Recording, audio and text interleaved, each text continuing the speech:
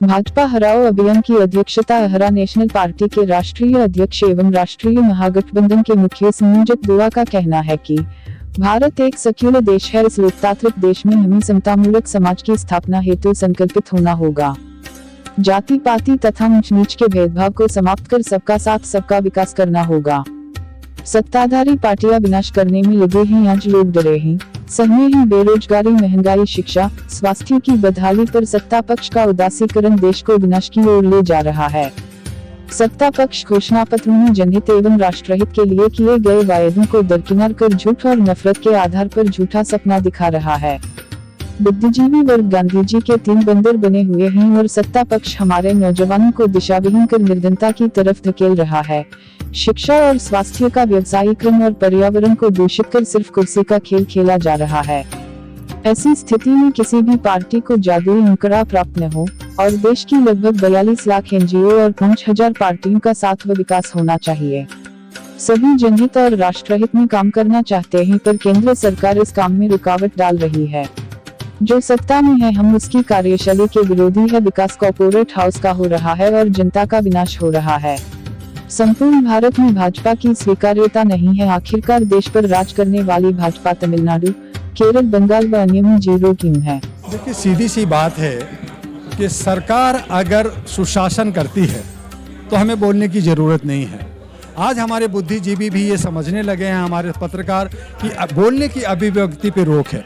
अगर आप पे कोई गलती किया है और अगर आपने उसको उजागर किया तो उनको जेल भेजा जा रहा है। तो उन सारी तमाम चीज़ों को, जो आज अडानी का प्रकरण है, आज हमारे बहुत सारे कॉरपोरेट हाउस जो देश को लूटने में लगे हुए हैं, देश को आर्थिक स्थिति कमज़ोर कर दिया जा रहा है, बेरोजगारी बढ़ा दी गई है, रोजगार दे नहीं रहे। 2 करोड़ कहा तो 1 लाख भी तो दे दे, 2 लाख भी तो दे दे, तो लोगों को रोजगार नहीं मिल रहा है। और जितनी भी योजनाएं परियोजनाएं हैं वो सब जो है ढकोसलाबाजी है। वो जो है एक तरह का ढोल पीट के कह रहे हैं कि हमने ये किया वो किया है। सबके सामने रोड मैप क्या आपको हराएंगे, कैसे आप चलाएंगे रोड मैप? हमारा ये है कि हमने 21 जनवरी को पहला प्रोग्राम किया जिसमें 37 पार्टियों के अध्यक्ष हमारे साथ हुए और संस्था के हुए। आज हम लोग जो है ये 23 फरवरी को प्रेस क्लब ऑफ इंडिया में मीडिया के मार्फत से सभी देश के सभी लोगों को ये बताना चाहते हैं कि भाजपा हराओ के लिए अब सारी पार्टियां मिल करके राष्ट्रीय महागठबंधन नेशनल ग्रैंड अलायंस बना लिया है और उससे आगे बढ़ेगी। और ये कार्यक्रम अगला जो हमारा है 16 मार्च को जंतर मंतर पे कर रहे हैं, जहां पे पूरे भारत के जनता आएगी और लीडर्स आएंगे। यहाँ पे नहीं ला सकते थे क्योंकि छोटी जगह थी, लेकिन हम वहाँ पे जंतर मंतर पे एक हल्ला बोल करेंगे बीजेपी के खिलाफ। और उसके साथ साथ हमने सभी भारत के राज्यों में, हर राज्यों के जो कैपिटल है और जिले हैं, उन तमाम जगह ये आवाज़ उठ गई है। जगह जगह आवाज़ उठ गई है। मैं अभी बंगाल में था, वहाँ से मेरी नीतीश जी से बात हुई तो उन्होंने कहा कि यस, उन्होंने प्रेस कॉन्फ्रेंस कहा और बिहार में कहा कि हमें बीजेपी को 100 से ज़्यादा नहीं ला जाना। तो आवाज़ उठने लगी है। ये स्टेलिन भी उधर आवाज़ उठा रहे हैं। और फर्स्ट वीक में मार्च में मैं साउथ इंडिया के टूर पे हूँ, जिसमें 5-6 राज्यों के चीफ मिनिस्टर और बाकी से बात होगी। तो हमारी ये सिलसिला शुरू हुआ है और जो बड़े बड़े लीडर हैं उनको हम जंतर मंतर पे 16 मार्च को लाएंगे। और ये धीरे धीरे हर 10 दिन पे, हर 15 दिन पे, हर जगह इसकी आवाज़ उठाते हुए जनता को जागरूक करेंगे कि ये सरकार जो निरंकुश है उसे हटाओ और सब अच्छे सच्चे लोगों को लाओ। ये हमारा मूवमेंट चलता रहे। अभी इससे पहले भी कई मूवमेंट आए हैं, कई लोग आए हैं प्रोग्राम करने, बहुत सारे वही प्रोग्राम, उसके बाद लोग खामोश हो गए हैं। कोई डील हो गया या कुछ हो गया। वो जितने भी मूवमेंट हुए, जितने भी आंदोलन हुए, किसान आंदोलन हुआ तो किसानों ने अपना हक मांगा। हमारे एनसीआर जो हमारे अभी ये जो शाहीन बाग में हुआ, वहाँ पे एक तबका अपने हक मांग रहे थे।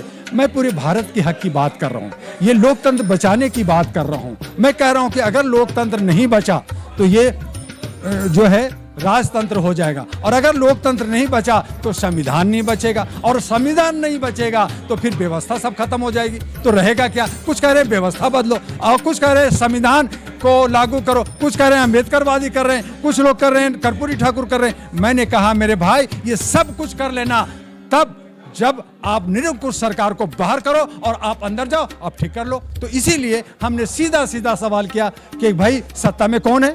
तो बीजेपी है। बीजेपी सत्ता बना रही है, वो कहती है कि 400-500 हमारे एमपी रहेंगे और मैं 50 साल तक शासन करूंगा। अरे वे जनता को बेवकूफ बना रहे। करेंगे तो जैसा लग रहा है माहौल कर तो रहे हैं वो। पिछले 5 साल में भी मूवमेंट बनाया था, नहीं हुआ कुछ। जनता मुंह तोड़ जवाब क्यों नहीं? केरला में, तमिलनाडु में और जो है बंगाल में बीजेपी है, वो शून्य क्यों है? बहुत सारे राज्यों में शून्य क्यों है?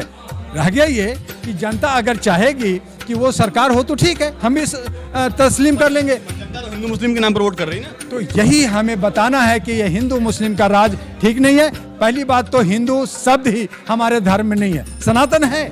हम कहेंगे अगर हिंद राष्ट्र की बात करें, भारत की बात करें, हम उनको सैल्यूट करेंगे। इसीलिए जो पढ़े लिखे लोग, जो बुद्धिजीवी हैं, वो सामने आ रहे हैं। अब हमारे जितने भी भारत के कोर्ट हैं, सुप्रीम कोर्ट, हाई कोर्ट और जो डिस्ट्रिक्ट कोर्ट हैं, वो सभी सामने आ रहे हैं कि भाई ये इस तरह का नहीं चलेगा कि आपको हमें गुलाम कह करके, चूंकि हिंदू का शब्द होता है गुलाम, तो वो शब्द को ना कहो। आप कहो हमें भारत बनाना है, आप कहो हमें हिंद राष्ट्र बनाना है, आप कहो समता मूलक राष्ट्र बनाना है, आप कहो सेकुलर देश को बचाना है, हम आपके साथ हैं।